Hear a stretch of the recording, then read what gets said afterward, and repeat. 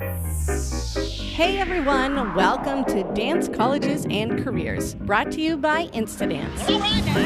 Professional training to dynamically style your technique, stage presence, and confidence. My name is Brittany Noltzmeyer, and I'll be your guide to helping you find the perfect college for you.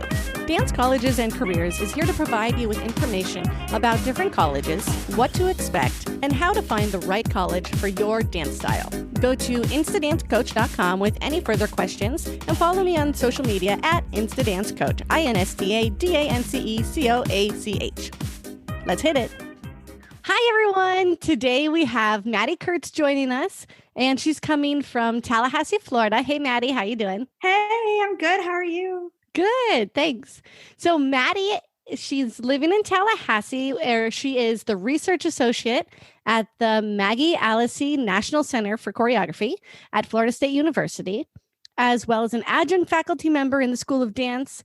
And she holds a BA in Dance and Religious Studies from Colby College and an MFA in Choreography from SUNY Brockport, which I think is pretty interesting. So we're going to hit that MFA category today and learn a little bit about that. She teaches and choreographs throughout the Southeast, and she's setting pieces at studios and her company, MKrep. Is that right? MKrep. MKrep.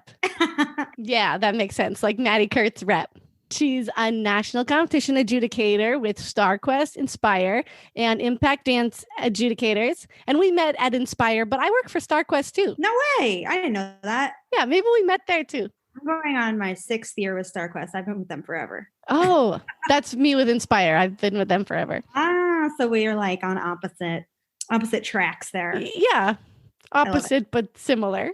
Opposite, but same. Hey, Maddie. So let's start with talking about that MFA in choreography. Let's begin at the very beginning. How does one even start to think like I should get my master's in dance? What are some maybe like future goals that would lead a dancer towards wanting to get that degree, that master degree? Yeah. So if you don't know, an MFA is a terminal degree, which means that it is the highest level of a degree, which means that it gives you the credentials to teach at a university. So if you have the goal of being a college professor or teaching at the university level in any capacity, usually an MFA is the minimum requirement. And of course, like some schools will make exceptions if you have a ton of experience, but if you're younger or maybe haven't had a major performance career, that MFA is what's going to get you in the door.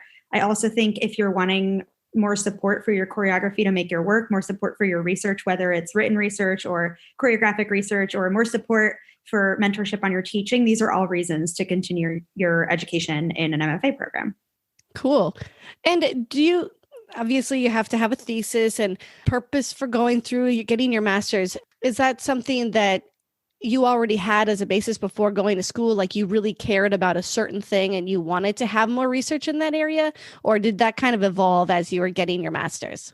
That's a great question. I went in with one idea and I did a complete 180. What'd you go in with? I actually went to one program and transferred out, which we can talk about a little bit later in terms of program selection and fit. But I had this one research area and I had a faculty member who was a really amazing mentor at the first school on that topic.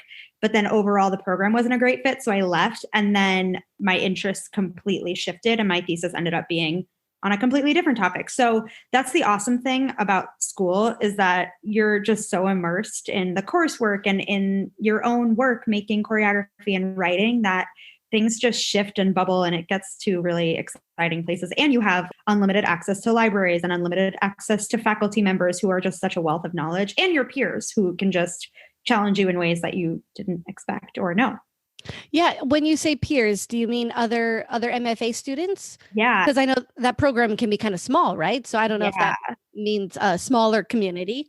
Depending on the school, the first cohort I was in was 12 of us, and that was huge. And it was a little bit overwhelming. Like the faculty, they hadn't accepted that big of a cohort. Do you mind if I ask what school you started at? Yeah. So I started at FSU, which is where I work now, ironically. Okay. So I do have a very special place in my heart for FSU. I work there now.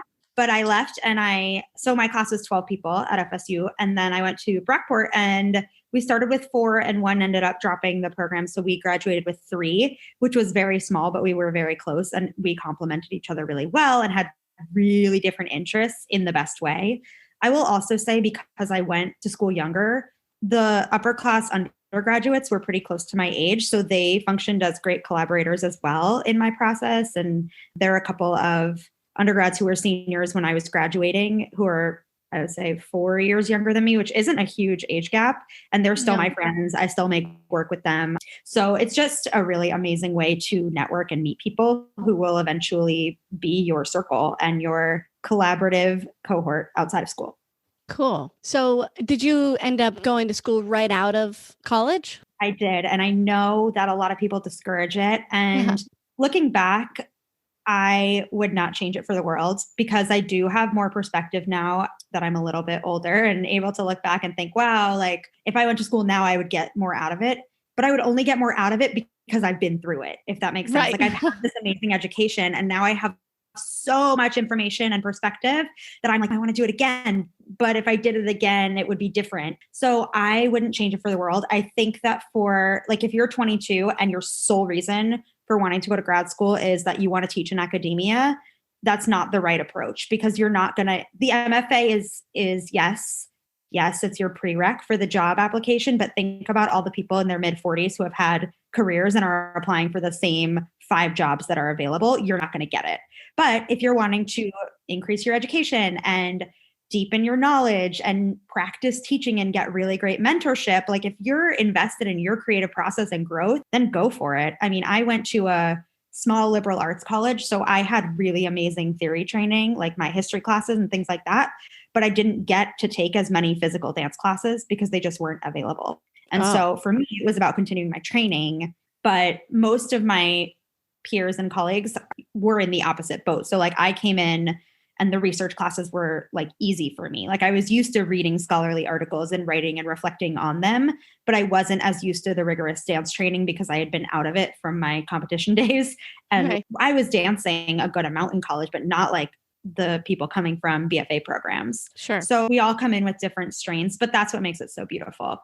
But yeah, I would say that if you're really young and you're thinking about it, think about your priorities and goals at the end, because you can get a lot out of it when you're 22. You can also get a lot out of it when you're 32. So yeah, it's all about what you want to do with it. Cool. Yeah. Nice. Some good information. I hope so. Yeah. I don't know a lot about the MFA world. So let's talk a little bit about the selection and fit, because you said you went to the first school and it wasn't a great fit, but you obviously still love the school. Maybe what are some things that weren't a great fit for you, or something for students to think about even as they're choosing their BFA program or BA? Yeah, I think I've listened to a couple of your episodes and you mentioned like prestige, and I think it can get in the way. Like FSU has this incredible reputation. It's a great program, but it's not a great program for everyone. And so I picked it because it had a great name. And Brockport has a good name, but it's not at the same level as FSU to a lot of people. But the name isn't what gets you the job. You get you the job, right? And like your experience and the way that you take advantage of a program, and this is true of undergraduate institutions as well, like it's what you make of it. So you can go to, I don't know, you can go to Point Park, which is a fantastic program, and not do anything with it. Or you can go to a tiny liberal arts school that no one's heard of and have a career. So I think finding faculty members whose research aligns with yours, if you know what your research is. And if you don't know, then maybe narrowing it down to an area like I'm interested in teaching, I'm interested in performance, I'm interested in choreography. And maybe there's a faculty member whose choreography you really admire and you want to know more about their process. Go to that school. Also, like during the audition process, which we can also talk about later, there's a lot to be learned in the aesthetic of the class. And I did not pay enough attention. So if the program is making you take ballet in pink tights and a black leotard, and that's not your jam, maybe the school isn't the right fit for you. And if their grad students are going to be required to be in that dress code, taking those classes every day, and you're like a release-based postmodern gal who likes to roll on the floor, maybe the program isn't right for you. Talking about myself here. And so while I got some great training, I had really good ballet training growing up, and the ballet training at FSU is top notch. But the modern classes there, the faculty has shifted a lot, but the modern classes when I was there were a little bit more codified. Like we were taking Graham and Limon based work. And I was used to this postmodern release based post Judson downtown New York aesthetic of dance. Okay. And so I wasn't getting that. And part of the reason I went to FSU was A, name, B, I was like, this is so different from what I'm used to. That would be cool. But then it wasn't right because the work that I was making was aligned with the other aesthetic and the program wasn't able to really support that. And so although I will say if I went there now, the program would be able to support it because there's been a lot of turnover. But then at Brockport, the technique classes, first of all, ballet wasn't required for grad students. So I got to take a lot more modern classes, contemporary, whatever you want to call it. That's another discussion for another day.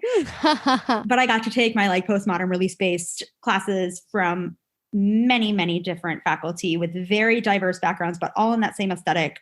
And because of that, they were able to support my choreographic work at a more like parallel level, I would say. And the feedback that I was getting on my work was a little bit more beneficial to me. There was also this is something else to consider. Look at what the thesis requirement is. It's hard to think about it, especially if you're 22 and you're like, I don't know, I just want to get an MFA.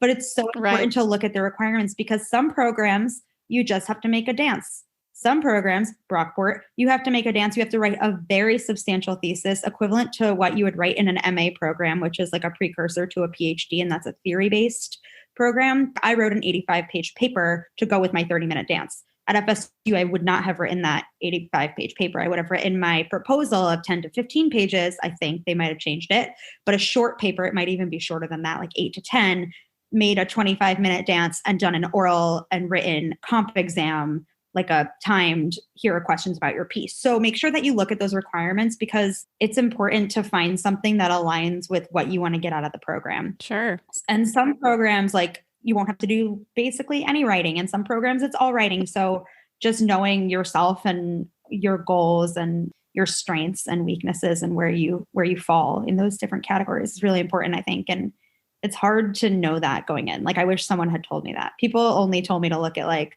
aesthetic and faculty members, but like thesis is a big component. Your third year is like all thesis. So yeah, super important. Interesting. So you said MA and then of course there's an MFA. Right. And can you get an MA in dance? Is that a thing? So there are two types of MAs. I don't have one, so I'm just speaking off the top of my head. But the MFA is a creative degree. It's a terminal degree. The MA is not terminal, which means it's not going to get you in the door at a university, but it is going to get you in the door to a PhD program if that's something that you're interested in. It's a dance studies approach usually, which means that you're writing about dance and reading about dance, usually not a review or critiquing dance, but more of like a critical lens. So maybe you're looking at dances of the African diaspora and you're writing papers about a specific choreographer, that type of thing. So it's a little bit more academically focused in that way, or I should say a different academic focus. Sure. So if you go along this MA route to get your doctorate, could you give me an example of what type of job you might see yourself heading to? Exactly the same as an MFA. The difference is that you'll probably get paid more in academia if you have a PhD, and you'll be more qualified to teach the theory classes. So if a large research university like an FSU is hiring, they're going to be hiring specifically like a technique faculty member or a theory faculty member versus like where I went to undergrad at Colby, everyone does everything because it's a tiny school and they'll hire someone who, like my mentor, for example, they'll hire someone who can do it all. And she has an MFA, but she writes as if she has a doctorate. She's a great writer, super academically focused. It sets you up for similar job prospects.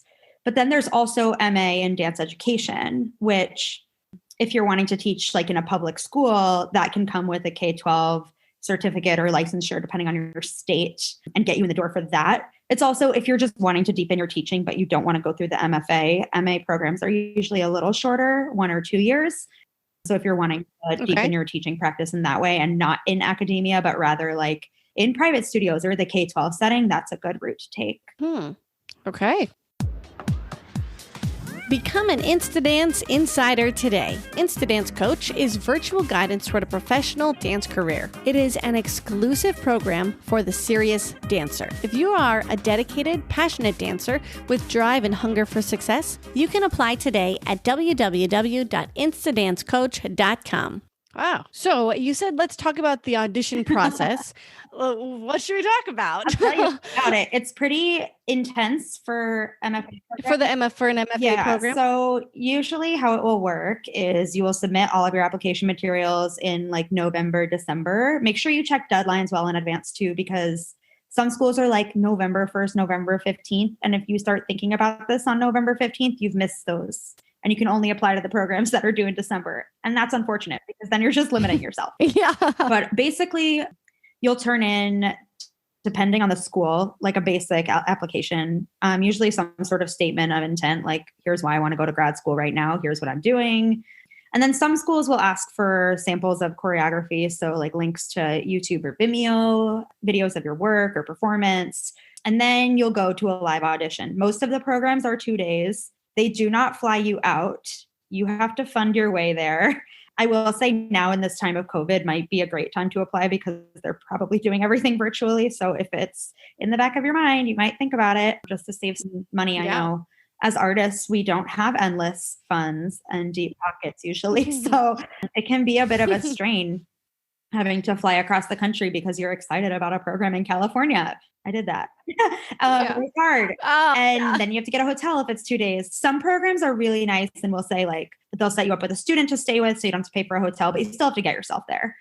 Usually you'll have to perform a solo. Some schools will make you do a timed writing exercise where you'll like watch a video and read an article and have to synthesize based on a prompt. You'll almost always have to take class. Some schools you'll take ballet and modern. Most programs that I looked at were just a modern class. Some sort of interview with either a member of a graduate admissions committee and or the full faculty. Again, depends on the program. What else? It was a long time ago. Sometimes you'll get to sit in on a class. Sometimes you'll get to have lunch or go out to drinks with the grad students, which is super helpful. And if they don't arrange it for you, try to arrange that for yourself because inside scoop is everything. And from my experience, every student in a graduate program is more than willing to give you the nitty gritty, dirty details of the good, the bad, and the ugly. No program is perfect. So even if you found your dream school, it's good to know going in, like what are the potential flaws of the program and what's really great and what outweighs what else. Another thing is that this will branch us into another conversation, but you might be asked to teach a class, usually to non-majors, to essentially audition for funding. So one piece of advice that I was given was do not go to grad school unless it is paid for. And I will second that. You don't want to be in debt if you are in the arts. I think for undergrad, it can be okay to take out some student loans to go to your dream program if that's what you're needing to do, like to get the training that you're wanting. But for graduate school, you do not want to be in debt with an MFA because you will never pay it off. Okay. I personally don't have any debt because I got good funding and I took that advice to not go to a program if it wasn't funded. Most schools have good funding. It usually comes in the form of a teaching assistantship. So, which is great because if you're wanting to go into academia, ultimately you're getting experience teaching real college courses, grading students, etc. So often in your audition, you'll teach a class or you'll submit a video of a class so that they can decide if you're worthy. And then sometimes you'll do like research assistantships with professors or other like supervisory or office tasks to pay for your school. So it's not so much of scholarships like what you get for BFA. There are some fellowships. Exactly. There are some fellowships at larger universities you'll get like an assistantship to cover your tuition. And then you might get a fellowship that pays for your living expenses. Not everyone is so lucky to get all of those things. And some programs don't have all of those things. So make sure that you ask if that's something that you're needing. If you don't have like savings or family support or anything like that, make sure that you're really on top of that funding because don't want to be an artist with a lot of Yeah. Wow, I didn't even think about that. I mean, I know I've thought about that. That's one of the things that I was like, how do you get your MFA and really, come out of it ahead? Exactly. And the funding is huge. And again, some of the larger universities tend to have better funding packages, but you never know. So always ask. And sometimes there are external funding sources. Like if you come from a minority or marginalized group, there might be a university-wide scholarship, like fellowship scholarship available. And that can be stacked with your teaching assistantship. So you can get the teaching money to cover your tuition. It's usually a tuition waiver of 9 credits. And then you can get some external money to like pay your rent. Wow. Awesome.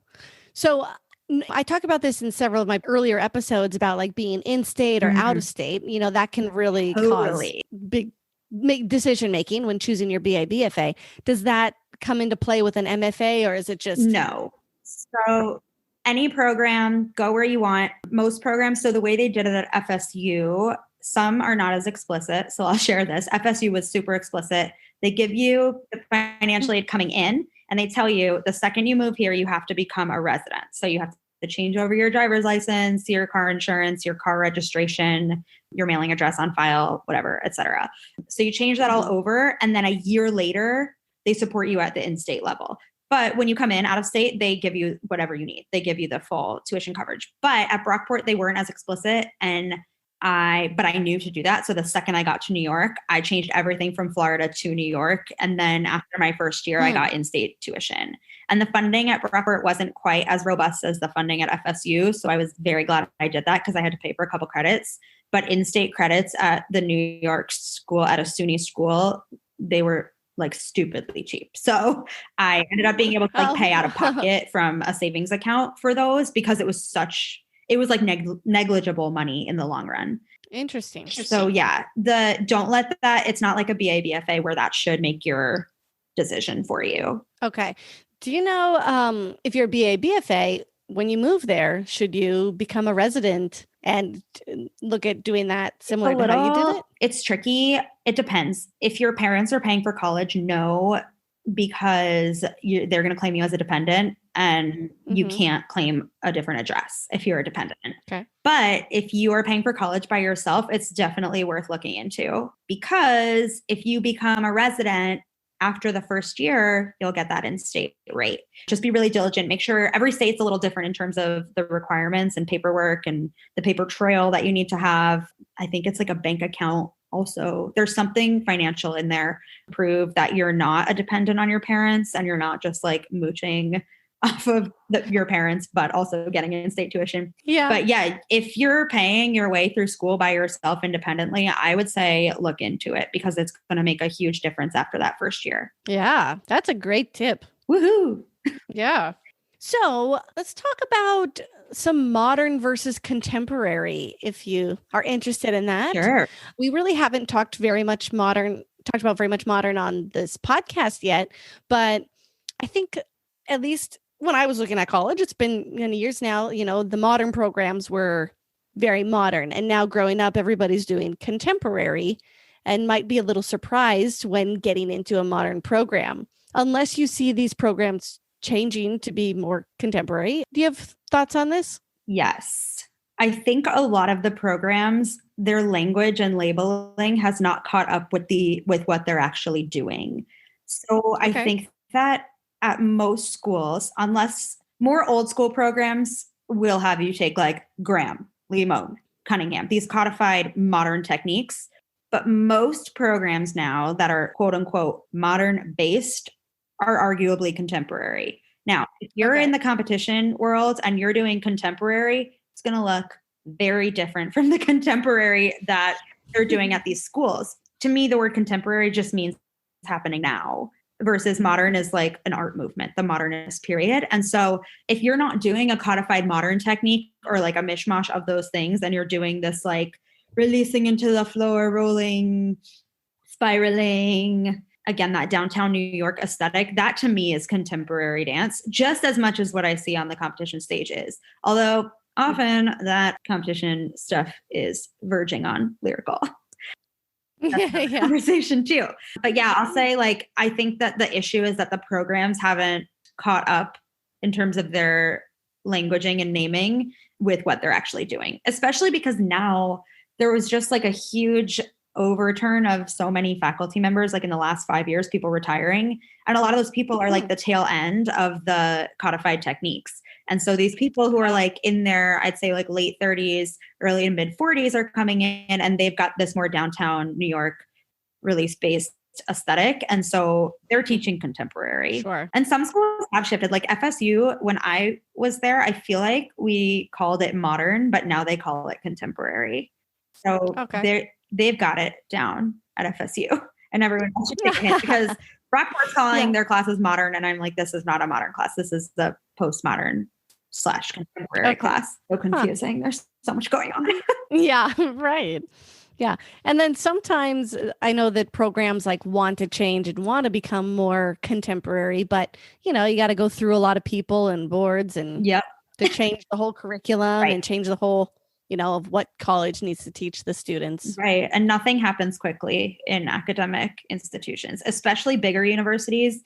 Small colleges can get away with more because they have there are just fewer hoops to jump through and less red tape. At a school like FSU, everything is top down, and any large university is going to be like that, especially state institutions where everything is funded by the government. There's just a lot of red tape. Yeah. Okay. So here you serve as the research associate. Yes. Can we talk about that? What does that mean? Sure. So I'll preface it by saying I'm the only one in the world that we know about. My job doesn't exist anywhere else. So it's super cool. And it's funded by the Andrew Mellon Foundation. So at FSU, within the School of Dance, there is the Maggie Allesee National Center for Choreography, which is often referred to as MANCC. That's the acronym MANCC. Okay. We are in the School of Dance. We share with the School of Dance, but we are not really affiliated. We're kind of our own independent entity. And so we bring in resident artists not right now that much with COVID, but for 1, 2, or 3 weeks at a time. And we give them time, space, and resources to make their work. So we're focused on creative process. So they come in, these are mostly big name people from New York who are doing that downtown experimental thing. So independently chosen of the School of Dance, our director in partnership with certain organizations chooses the people, and with external funding, we bring in these people. And so they come with their collaborators, they have their residency, and going back to this idea of research, like you do in grad school, I am essentially a research assistant to all of these artists. So someone might come in and say, I'm making a piece. I'll use a real example. One choreographer said, I'm making a piece about labor and the female body, and I'm looking at regimented movement practices. So I set up a trip for us to go to the local high school, and we attended the JRO. Wait, say that one more time. Yeah, the research. Yeah. So she's making a piece. Sorry, I'm from New York, so I talk really fast. She's making a piece about labor and the feminine female body. And so she's looking at going through labor. Not labor like baby labor like work. Okay. That's a good question. Working. Okay, that's a good question. So working, and that's what lost me. I was totally family friendly podcast and regimented movement vocabularies. So looking at drill team and drum corps and those types of things. So I set up a trip for us to go to the local high school, and we went to the JROTC class, and they taught us a bunch of the drill moves. And then she went back and put it into her piece, and it was awesome. And we went to a parade where there were all of these different military groups and marching bands. And we met with a professor on campus who directs the athletic bands, because FSU has a really good marching band. And we went to FAMU, which is another university in Tallahassee, and they have one of the best marching bands in the world. They're world renowned. And we went to watch them perform. So I set up these different engagements, whether it's meeting with a professor or teaching a masterclass or going to a site or a museum. So I get to do all the fun stuff. It's like a field trip job where I get to sit in on these awesome, really deep conversations about fields that I know nothing about. And then it's really fun when the artist does a showing of their work, because I can see how what they talked about manifests in the piece. So it's a very niche position. It's super nerdy. It's really good stepping stone straight out of my MFA. I came out of my MFA in spring 2018, and I got this job offer in December. So I was freelancing for a few months and then was able to move down here and have employment. That's awesome. Yeah. So it's a really cool position. Obviously now it's a little different. We're doing some remote support. So if artists want to meet with people on Zoom, I can set it up for them. Or if they just want me to get them library resources, because Research University just have more access. So I can send them that, but it's a little limited right now, but that's okay because I'm happy to be employed. It'll be back. Exactly. It'll be back. Yes. Yeah. Yeah. Okay. Wow. That's really cool. Very unique. Yes. But then I also do the teach at a studio once a week, and I teach yoga and I teach Pilates and I judge competitions and I make my own work and I do all the things that any young independent artist would do with their MFA. And then I get to teach at FSU one class a semester usually. So that's been good. What do you teach at FSU? Right now, I just finished the semester. I was teaching Pilates. So that was, of all things, to have to teach online. That was ideal. Yeah, totally. And it was mostly dance majors, so it was really fun because I could tailor it to their needs. And then last spring, and hopefully this spring, if the adjunct funding comes through, I'll be teaching dance appreciation, which is like a non-major survey course. It's a writing intensive course, so lots of grading, but it satisfies the state's mandated writing requirements. So it's all good to have. It's good to have varied experiences for my own teaching and for the CV, job applications later. As an adjunct teacher, do you have any say in what you want to teach at all? Or do you they say, we need someone for this? That is exactly what happens. Are you interested in teaching this? And it's more of like, if you want to teach, you're teaching this. But I am just grateful to have the opportunity.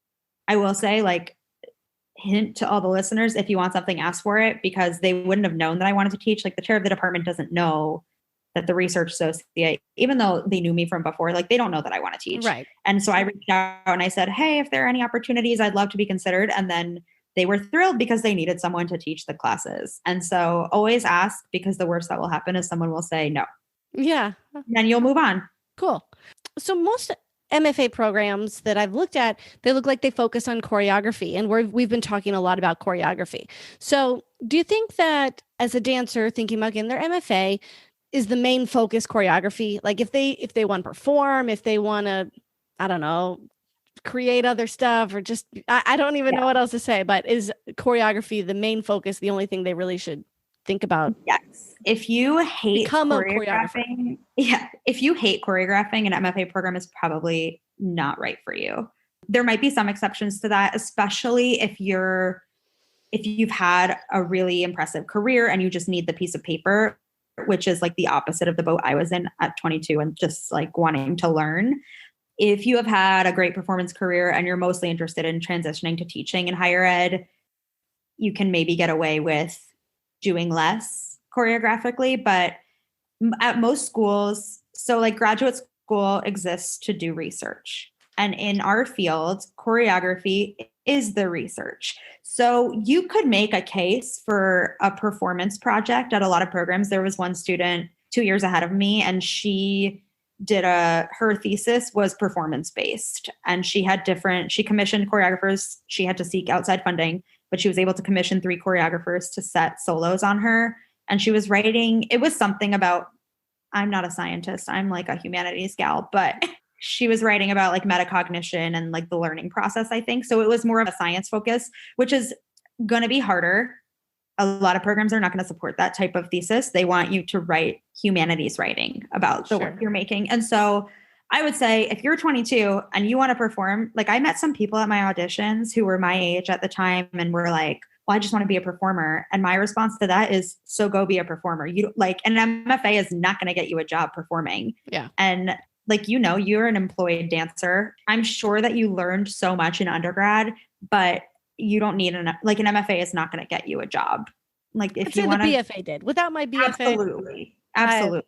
Yeah, that training is super important. And like the maturity that you gain being in a program, like that's the big thing. Like, and there are so many talented dancers out there, and it is a hard field to be in, but you make yourself unique, and it's what you bring to the table, because everyone can do a triple pirouette and whack their face nowadays. Right.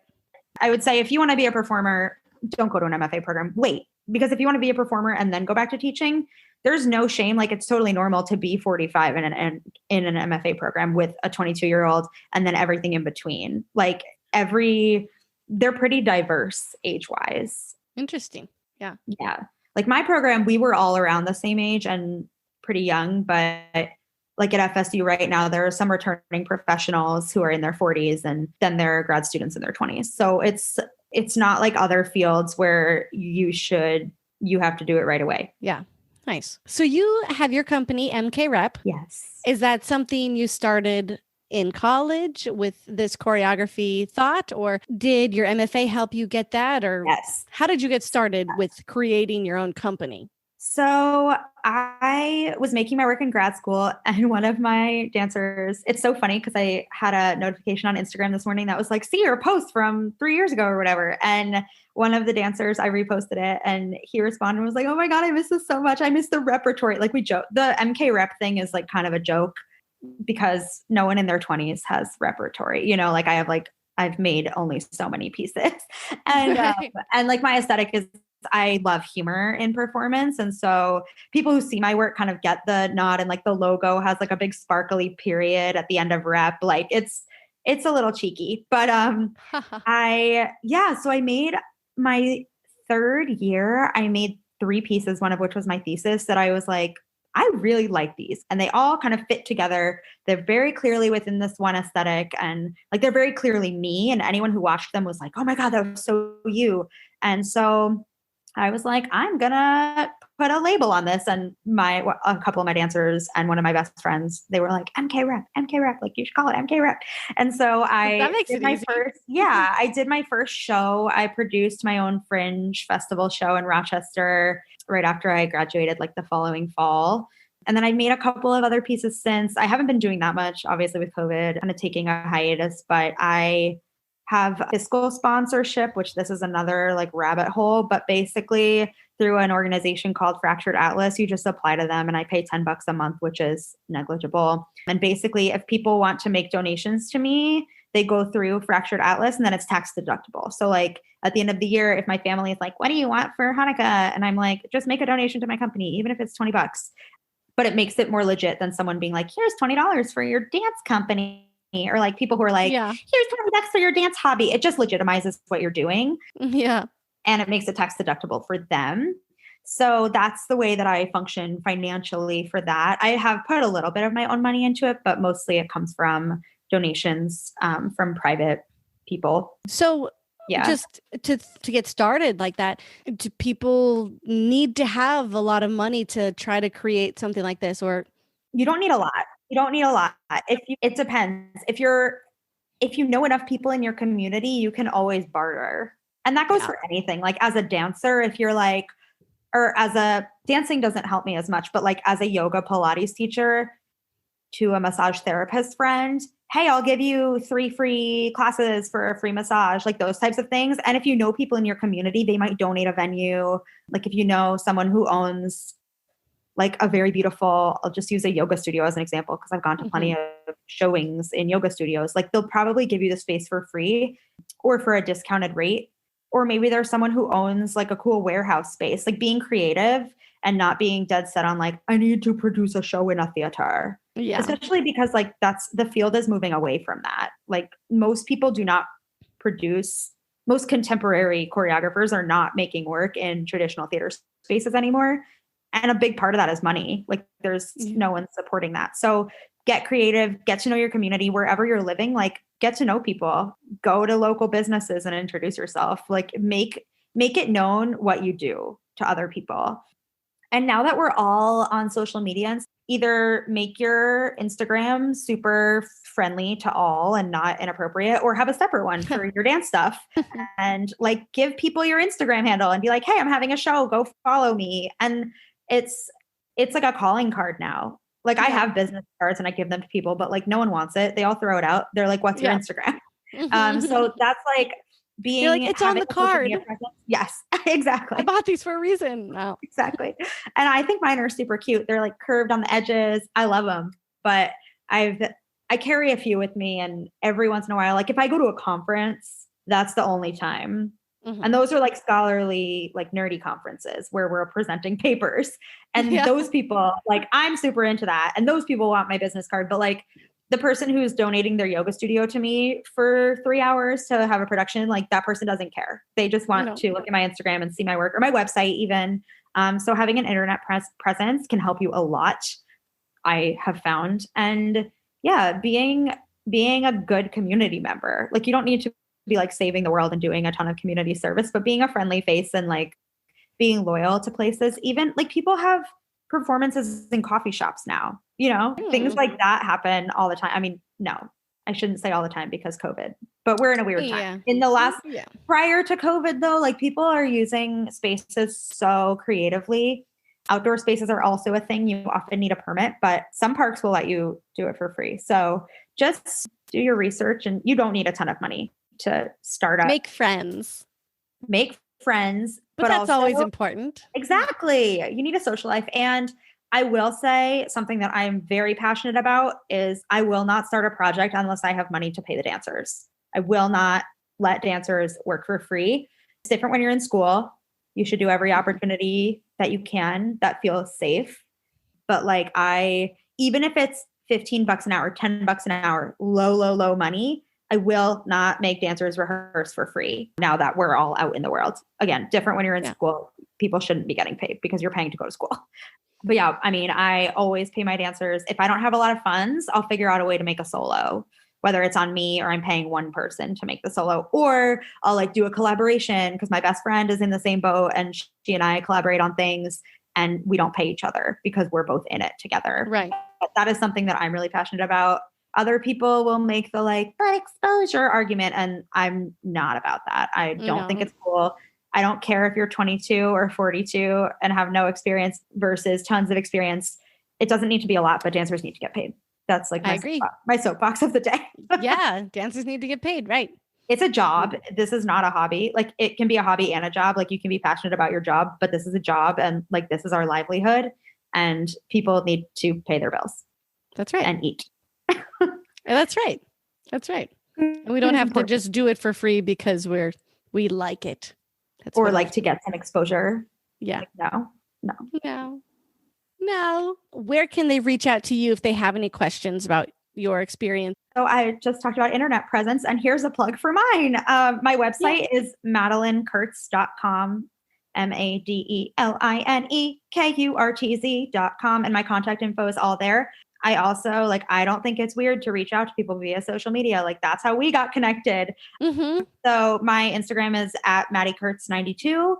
And I have another separate one for MKrep, which is linked on Maddie Kurtz 92. I'm much more active on my personal than my company. And I need to be better about that. So this is my public vow to be more active, but I'm always happy to talk via DM, phone, whatever, reach out, be in touch.